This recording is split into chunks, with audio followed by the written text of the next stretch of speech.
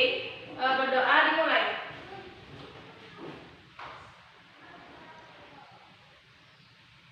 Berdoa selesai. Baiklah anak-anak, apa kabar semuanya? Baik, Bu. Baiklah, sebelum memulai pelajaran, Ibu mau mengambil absen dulu ya. Rizka Putri Ananda. Hadir, Bu. Firzi. Hadir, Bu. Fatir. Hadir, Bu. Isyad. Hadir, Bu. Kafi. Hadir, Bu. Oke, semuanya hadir ya. Baiklah anak-anak, sekarang kita akan mempelajari sejarah dan ruang lingkupnya. Sebelum memulai pelajaran, Ibu mau memberikan kalian berupa materinya ya.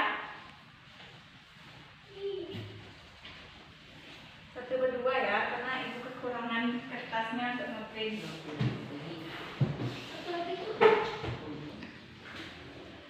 Baiklah anak, sekarang kita akan mempelajari sejarah dan ruang lingkupnya ya.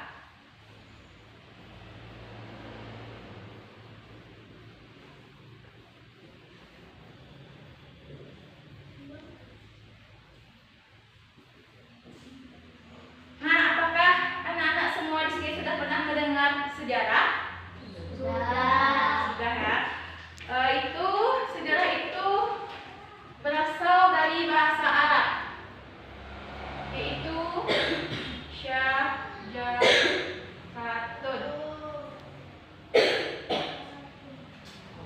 Awal kata sejarah itu berasal dari bahasa Arab, yaitu syajaratun atau pohon. Penggunaan dalam kata tersebut mengacu pada pohon atau pohon silsilah. Dalam hal arti, sejarah itu hanya mengacu pada asal-usul atau keturunan seseorang. Bisa kalian baca pada materi yang telah Ibu berikan tadi ya, yang selanjutnya. Yang kedua yaitu berasal bahasa Yunani, yaitu historia. Dalam bahasa Yunani yaitu historia, yang berarti ilmu atau orang pandai. Yang ketiga yaitu berasal dari bahasa Inggris, yaitu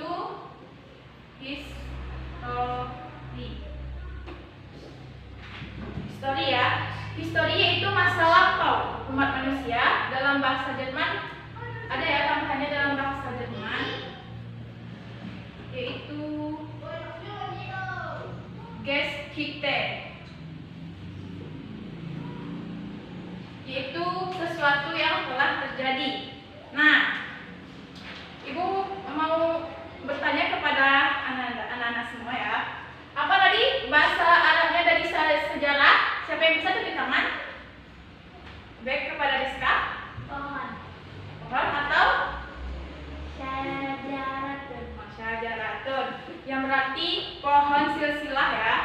Kalau dalam bahasa Yunani siapa yang bisa menjawab? Oke, kepada Raffi dipersilakan. Apa arti sejarah? Apa? Historia, betul. Selanjutnya pada bahasa Inggris ada yang bisa menjelaskan? Baiklah, kepada Fitzi, apa arti sejarah dalam bahasa Inggris? History, betul. Nah, jadi sejarah itu berasal dari bahasa Arab, ada syajaratun yang berarti pohon, Yunani historia, Inggris history, dan bahasa Jerman Geschichte. Berarti sejarah itu merupakan rangkaian peristiwa masa lampau yang menyangkut kehidupan manusia setelah mengenal tulisan. Sedangkan ilmu sejarah yaitu ilmu mempelajari tentang seluk-beluk manusia pada masa lampau setelah mengenal tulisan. Jadi berarti kan ada tadi syajaratun pohon, Yunani historia, Inggris history, dan bahasa Jermannya Geschichte. Baiklah, kepada anak-anak apa yang bisa menyimpulkan pengertian dari sejarah yang Ibu bilang tadi? Baik, kepada Rizka dipersilakan. Sejarah merupakan rangkaian peristiwa masa lampau yang menyangkut kehidupan manusia setelah mengenal tulisan, sedangkan ilmu sejarah adalah ilmu yang mempelajari tentang seluk-beluk manusia pada masa lampau setelah mengenal tulisan. Baik, terima kasih kepada Rizka. Selanjutnya kita akan mempelajari tentang sejarah sebagai peristiwa, sejarah sebagai kisah, dan sejarah sebagai ilmu.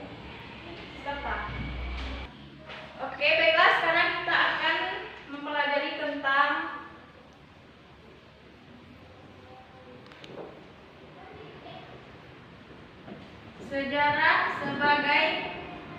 peristiwa. Bu, sini Bu. Silahkan. Baiklah, siapa yang bisa menjelaskan sejarah sebagai peristiwa? Oke, kepada Fatin. Sejarah sebagai peristiwa berarti bahwa kejadian itu pernah ada dan benar-benar terjadi serta bisa dibuktikan secara ilmiah. Bagus. Jadi sejarah sebagai peristiwa itu kejadian yang pernah ada atau benar-benar terjadi yang bisa dibuktikan secara ilmiah. Sekarang sejarah sebagai kisah. Ada yang bisa menjelaskan sejarah sebagai kisah? Ayo, ada yang bisa menjelaskan sejarah sebagai kisah? Sepertinya tidak ada ya, aku jelaskan dulu ya. Sejarah sebagai kisah itu peristiwa itu ada, juga bisa dikisahkan atau diceritakan kembali. Nah, seperti anak-anak sekalian, misalnya pernah mengalami suatu peristiwa dan peristiwa itu kan nyata yang pernah kalian alami. Terus bisa kalian ceritakan kembali atau bisa dikisahkan. Yang ketiga yaitu sejarah sebagai ilmu. Nah, sejarah sebagai ilmu, siapa yang bisa menjelaskan? Oke, baik, kepada Raffi dipersilakan. Sejarah sebagai ilmu bahwa sejarah menggunakan metode analitis, yaitu hasilnya harus dapat diverifikasi dan dapat disetujui atau ditolak oleh para ahli. Nah, baik, terima kasih. Jadi sejarah sebagai ilmu itu menggunakan metode analisis, yaitu hasilnya harus dapat diverifikasi atau dapat disetujui, bahkan ditolak oleh para ahli. Baiklah, selanjutnya sejarah sebagai seni. Ada yang bisa menjelaskan sejarah sebagai seni?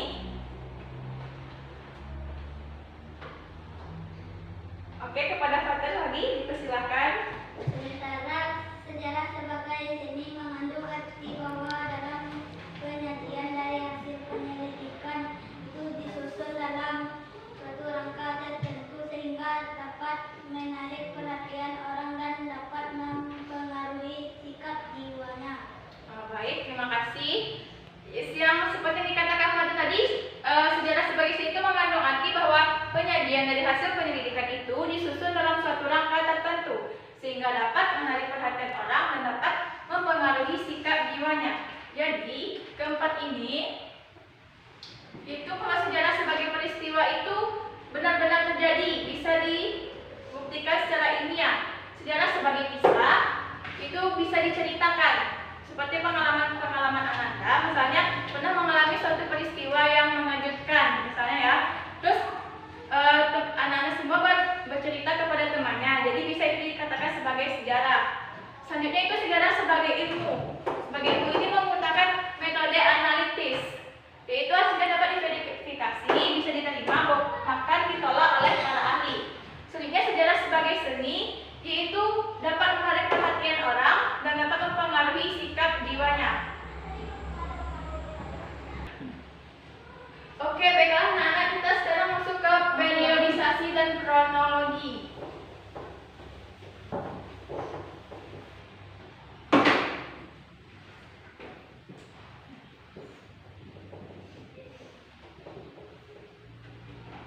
Yang pertama yaitu ada periodisasi. Periodisasi itu adalah penentuan pemenggalan kurun waktu yang akan diteliti dan didasarkan pada alasan-alasan tertentu yang rasional dan ilmiah yang erat kaitannya dengan permasalahan yang hendak diteliti.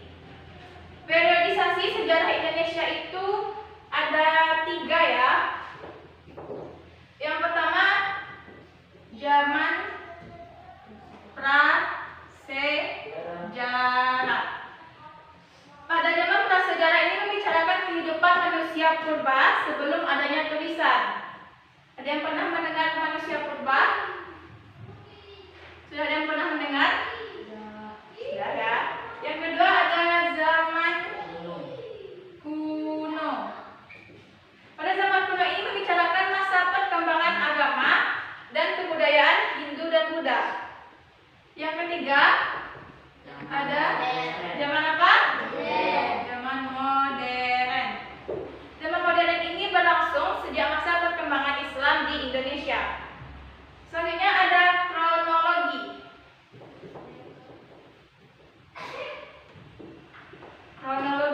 Kronologi ini merupakan urutan waktu yang tersusun sesuai dengan kejadian yang sebenarnya. Baiklah, itu dengan materi terakhir yaitu kegunaan sejarah.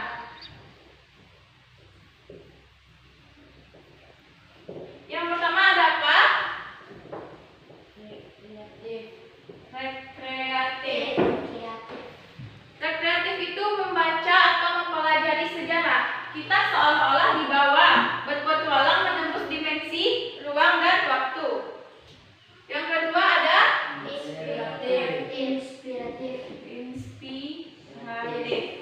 Inspiratif itu suatu karya sejarah yang dapat memberikan inspirasi kepada para pembacanya atau yang mempelajari sejarah tersebut. Yang ketiga itu ada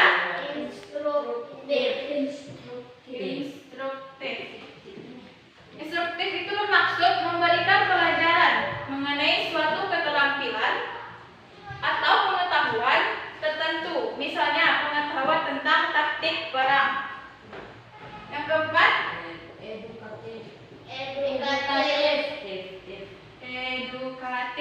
edukatif itu berguna untuk mendapatkan kearifan dari masa lampau untuk melangkah ke masa depan. Contohnya ada slogan, jangan sekali-kali melupakan sejarah.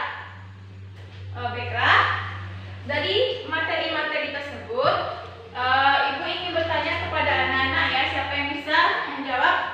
Silakan tunjuk tangan. Menurut Raffelian, belajar sejarah memiliki 3 kegunaan. Siapa yang bisa menjelaskan 3 kegunaan itu? Baik, kepada Raffi. 1. Ilmiah yaitu berupa pengumpulan fakta dan penyaringan bukti. 2. Imajinatif yaitu menyelidiki dan mengkategorikan fakta yang telah dikumpulkan dan mengambil satu kesimpulan. 3. Sastra yaitu penyajian hasil ilmu dan daya akan dalam bentuk yang menarik. Baiklah, ada yang bisa menjelaskan sejarah sebagai kisah? Baik, kepada Fizi. Sejarah sebagai kisah yaitu dikisahkan atau diceritakan kembali. Selanjutnya yang bisa menjelaskan sejarah sebagai peristiwa?